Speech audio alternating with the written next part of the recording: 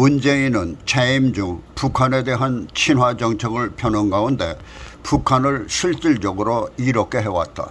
한 예로 2018년 9월 판문점 선언 이행을 위한 군사 합의를 통해 문재인은 한국의 대북 방위력을 대폭 약화시켰다.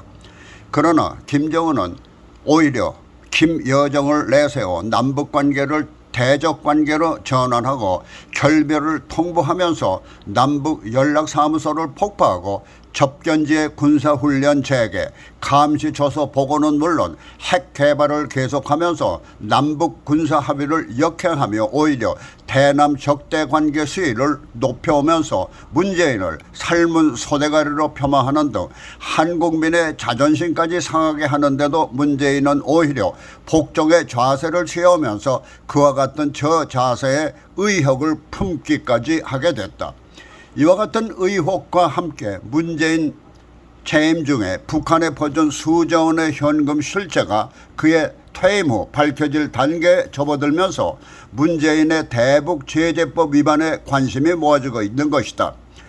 국제법인 대북제재법은 김정은 체제의 북한이 핵을 개발하면서 국제사회에 위협이 되고 있는 가운데 특히 북한의 대륙간 장거리 미사일 ICBM이 직접적으로 미국의 위협 대상이 된다는 데서 최근 미국의 자체적 대북제재가 강화되고 있는 것이다. 한 예로 미 법무부는 지난 2021년 4월 대북제재 위반 혐의를 받고 있는 싱가포르의 한 유조선 운영자를 미국에 소환하는 문제를 싱가포르 당국과 협의하고 있는 가운데 미 법무부는 이 싱가포르 사업가를 법원의 형사 기소와 함께 그가 소유한 유조선에 대한 차압을 위한 민사소송을 아울러 제기하고 있다. 미 법무부는 이 외에도 기업체는 물론 미국 외 국적 소지자들의 대북제재 위반에 싱가포르 사업가와 같은 죄목을 적용하면서 미국 송환과 함께 미국의 형사법에 따라 재판을 거쳐 유죄가 확정되면 미국에서의 수감 생활을 하도록 하는 것이다.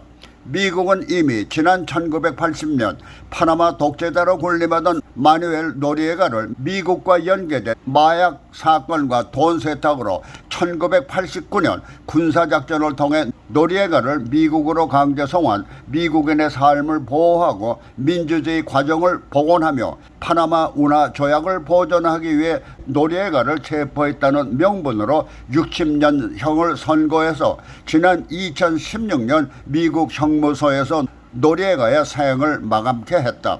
미국의 이와 같은 조치는 자국의 안전을 위해서는 어떤 행동도 할 수 있다는 것을 보여준 것으로 최근 북한의 김정은이 미사일 개발을 통해 미국을 위협하는 장거리 대륙간 미사일 개발을 지원할 수 있는 어떤 요소에도 강력한 대북 제재를 단행할 준비가 되어 있다는 점에서 문재인 정권의 막대한 대북 현금 지원에 엄격한 대북 제재를 적용할 것은 분명한 것이다.